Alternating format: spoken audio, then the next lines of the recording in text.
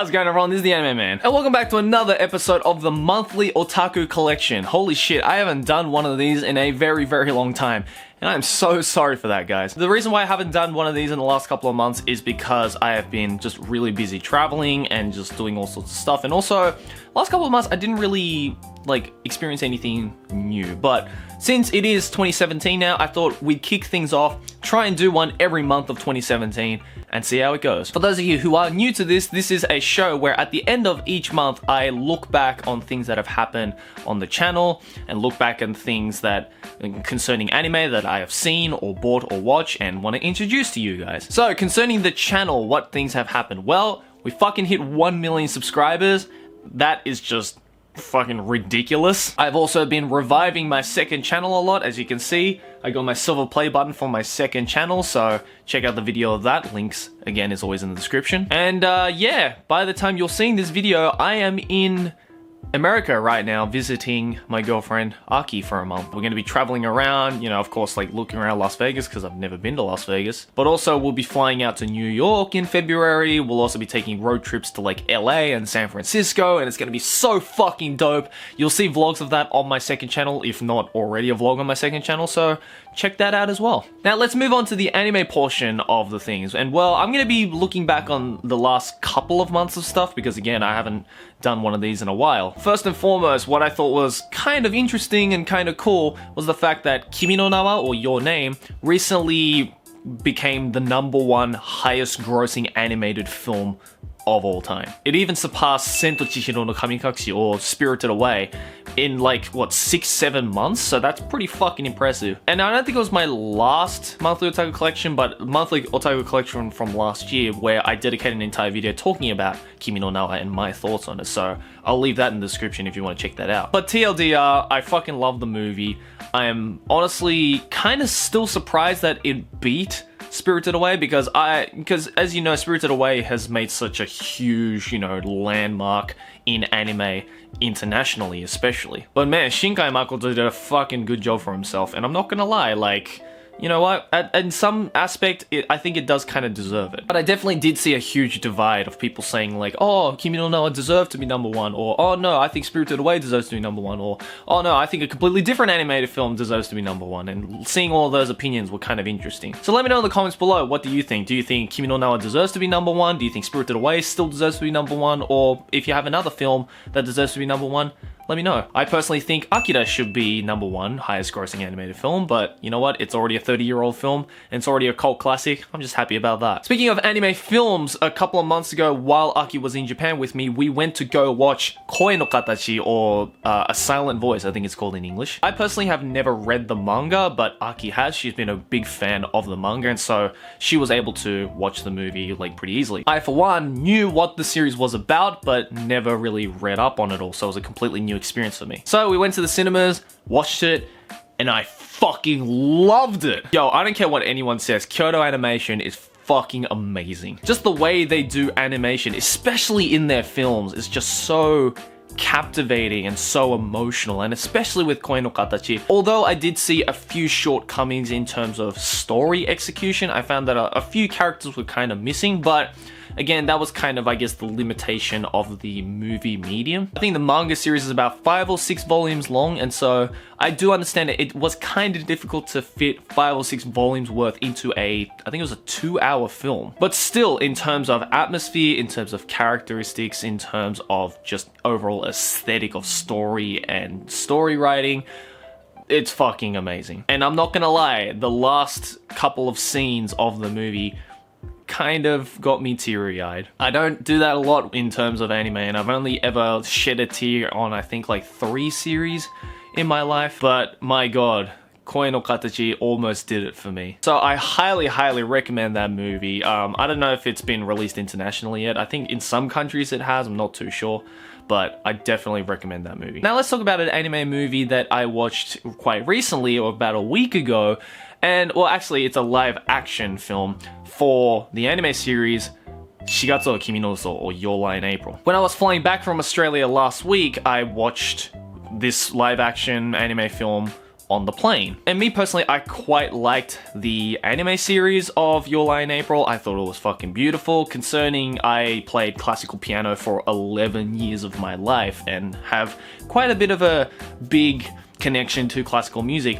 I thought Shigatsu wa Kimi no Uso, the anime series, and the manga series were just fucking phenomenal. So I was really interested to see how they would do in live action, especially concerning that because Shigatsu wa Kimi no Uso is like, you know, drama, romance, you know, like more of a human drama and doesn't involve a lot of CG, this is like one of the few movies that, you know, a Japanese production can do because, as everybody knows, Japan can't do CG to save their fucking life. And so I watched it, and well, I was disappointed, honestly. I really wanted this movie to be good, but there were just a few things that I just couldn't say did well. First and foremost, it is about an hour and a half, 2-hour film. But here's the thing, the biggest difference between Koi no Katachi being a 2-hour film and Your Lie in April being a 2-hour film is that Koi no Katachi only has about 5 or 6 volumes, while Shigatsu wa Kimi no Uso has a 26 episode anime. I don't know how many volumes that equates to, but it's a lot more than 6. And so if you think about it, it's almost kind of impossible to fit 26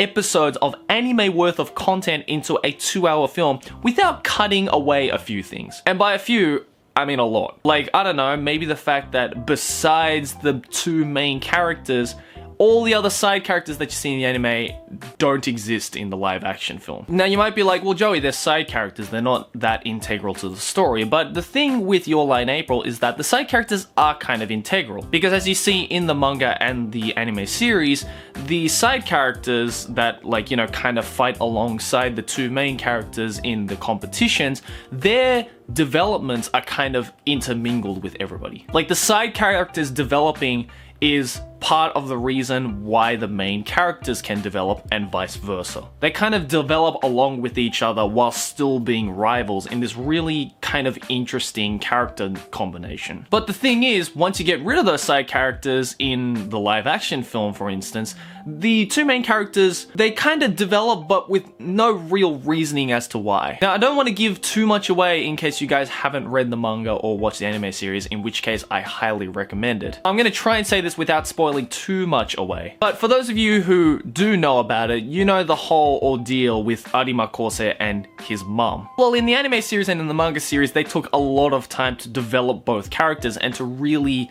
give you guys an emotional reaction towards Arima Kosei overcoming his mother's problems. But in the live action film, it just kind of happens out of nowhere. Like, we know so little about the mother in the live action film, and then the problem that Arima Kosei had with his mother just seems like just a regular ordeal when it really isn't. And that is, again, of course, because there's just so little time with so much content to work with. And so inevitably they had to chop it down, which doesn't make for good character development, unfortunately. But I gotta say, the casting choices in a lot of the characters were pretty accurate. I mean, of course, there were a few differences in like hair color, but you know, that's a live action for you. It's not exactly a cosplay contest, you know, it's more of like, can this actress or actor really work in this kind of characteristic in the anime and manga? And in the case with Your Lie in April, I think they did. So the casting choices I think were pretty good, but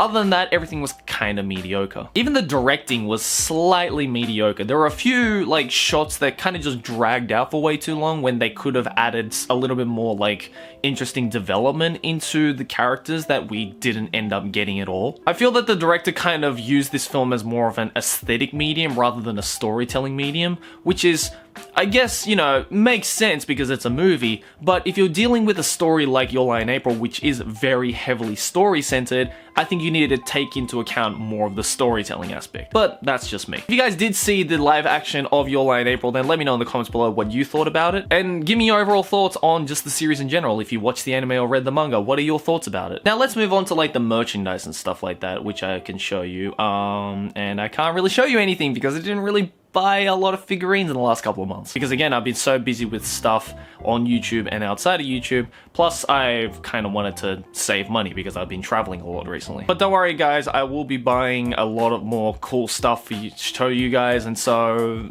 yeah. I think that's gonna do it for this monthly Otaku Collection episode. I know a lot of things didn't really happen this month and I kind of just did like a review on a few movies and stuff like that, but hey, that's just how it goes. Next month's one's gonna be interesting considering most of the month I'm gonna be in America, so we'll see how that goes. But again guys, if you want to see the links to any of the videos and things that I suggested or, you know, talked about in this video, then the links are all in the description, so go check it out. That is including a few past Monthly Otaku Collection episodes that I did from last year, so if you want to check those out, then again, links in the description. Anyways guys, thanks for watching. As always, like and favorite if you enjoyed, subscribe